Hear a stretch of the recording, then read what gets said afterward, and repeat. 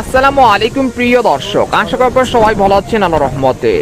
এইমাত্র পাওয়া আবহাওয়া দপ্তর থেকে আজকে সবচেয়ে গুরুত্বপূর্ণ খবর আসছে। ঘূর্ণিঝড় রেমাল 48 ঘন্টার মধ্যে বঙ্গোপসাগরে নিম্নচাপ, বৃহস্পতিবার পর্যন্ত বিক্ষিপ্ত বজ্রসহ ভারী বৃষ্টির পূর্বাভাস। এছাড়া আগামী 24 ঘন্টায় দুই বাংলার বিভিন্ন জেলায় ধেয়ে আসছে বজ্রসহ কালবৈশাখী ঝড়, এমনটা জানাচ্ছেন আবহাওয়া দপ্তর। আর সবার আগে সবার প্রথম আমাদের চ্যানেলটিকে সাবস্ক্রাইব করে রাখুন।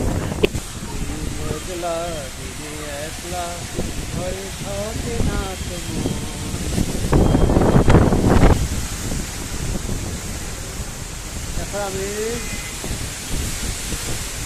ঢাকা বলিয়ারপুরে আছি, ঢাকা জেলার মধ্যে সাভার থানায়।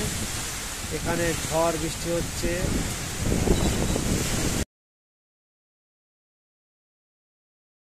এখানে গাড়ি চলছে।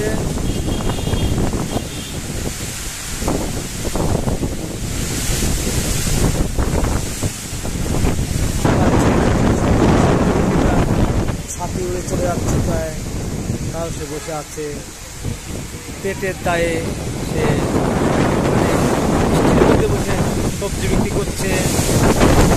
এবার জেনে নিন এক নজরে আবহাওয়ার পূর্বাভাসে বলা হয়েছে দেশের উপর চলমান তাপপ্রবাহ কমে গেছে, সেই সঙ্গে দিন ও রাতের তাপমাত্রা হ্রাস পেতে পারে। তবে আজ রাত থেকে মঙ্গলবার পর্যন্ত দেশের উত্তর পূর্ব অঞ্চলে ভারী বৃষ্টি হতে পারে বলে জানিয়েছেন বাংলাদেশের আবহাওয়া দপ্তর। এছাড়া গত 24 ঘন্টায় দেশের সর্বোচ্চ তাপমাত্রা রেকর্ড করা হয়েছে খুলনার মংলায় 38.2 ডিগ্রি সেলসিয়াস, আর সর্বোচ্চ বৃষ্টিপাত রেকর্ড করা হয়েছে রংপুরে তেঁতুলিয়ায় 90 মিলিমিটার।